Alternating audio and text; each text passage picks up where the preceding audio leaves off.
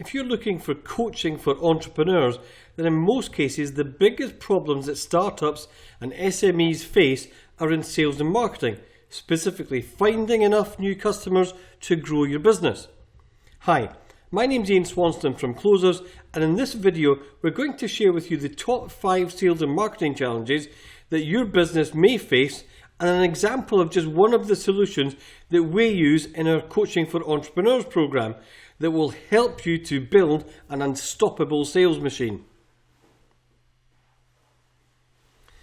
Just to set the scene, we want you to keep all your capital and retain ownership of your business.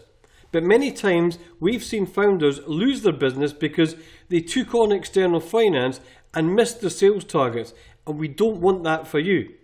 There are times that you may need external finance, but this should be a last resort and not the first, as is most often the case. That's why we put together our Coaching for Entrepreneurs program.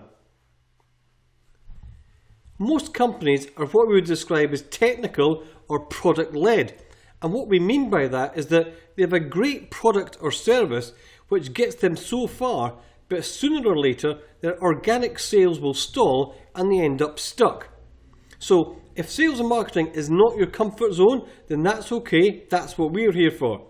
And for those that do know their way around sales and marketing, well, this may help you turbocharge all the good work that you're already doing. Let's get started.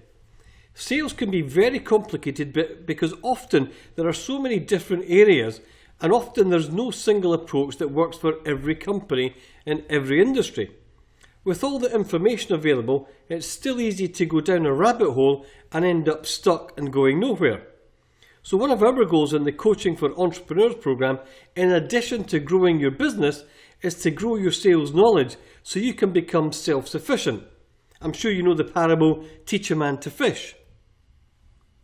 From our experience of over 35 years in sales, these are the top problems that every entrepreneur faces in sales and marketing. Number 1, how do we align the day-to-day sales activities with the company's overall sales growth strategy? And if you just think about it, if your growth strategy is in one direction and your sales and marketing team are doing activities or behaviour that aren't necessarily aligned and maybe going a different direction, you're unlikely, or you're at least going to take longer to reach those sales goals. Second, how do we keep the salespeople focused on the right types of sales activity and hold them accountable to these activities? And we're talking about what we would describe as the high value activities in sales of finding, closing and growing. Once we do this, we need to provide an objective way to measure their sales performance and the activities to make sure that they're delivering. And obviously salespeople will need to be remunerated, but we want them to be remunerated because if they've done the right activities and not the wrong activities, and those activities must underpin our sales strategy. Lastly, how do we provide an objective way to report sales performance so we can identify any skills gaps within the sales management and the sales team? So, the solution. The balanced scorecard was first created by Kaplan and Norton of Harvard University as a management framework in 1992.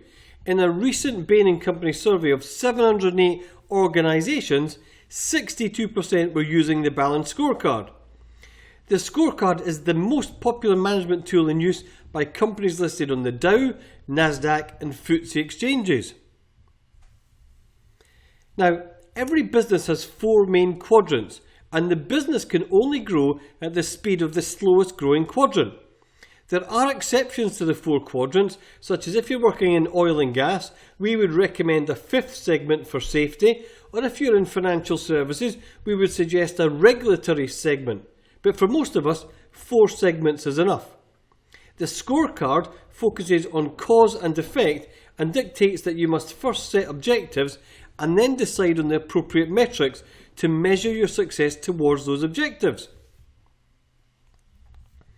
Now, Tesco were one of the first companies to implement the balanced scorecard system in the early 90s, and whether you like the company or not, Tesco's growth from the 1990s to around 2010 was phenomenal.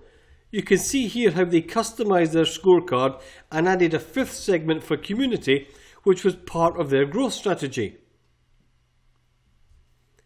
Most companies find the scorecard system very difficult to implement, difficult to get their head round, and they don't try. There's even a belief that it's only relevant for big enterprise organisations.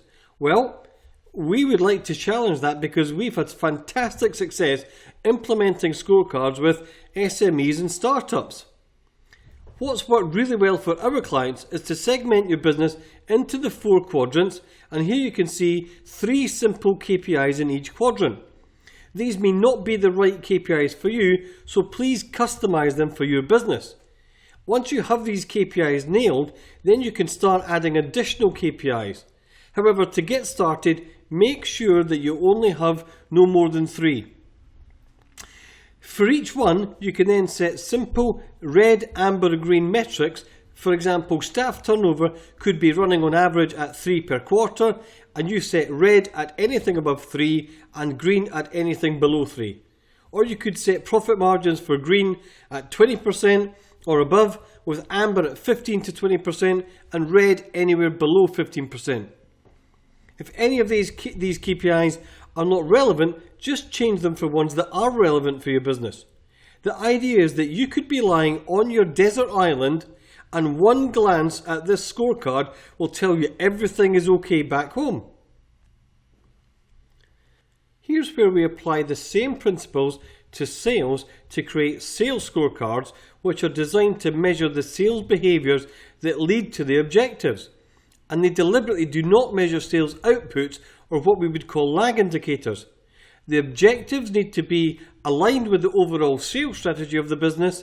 They need to be easy to measure and not create extra reporting, and be aligned with the sales compensation plans. Here's the example of the metrics that we're using. Obviously, these metrics might be completely wrong for your salespeople, and you'll need to invest some time working out what the right metrics are, but it really is worthwhile doing this. Once you've done this, it helps in so many ways because your team know exactly what they need to focus on and deliver. If you do this, then the results are sure to follow. We've covered a lot in a short time, so please feel free to connect with us, leave a message below.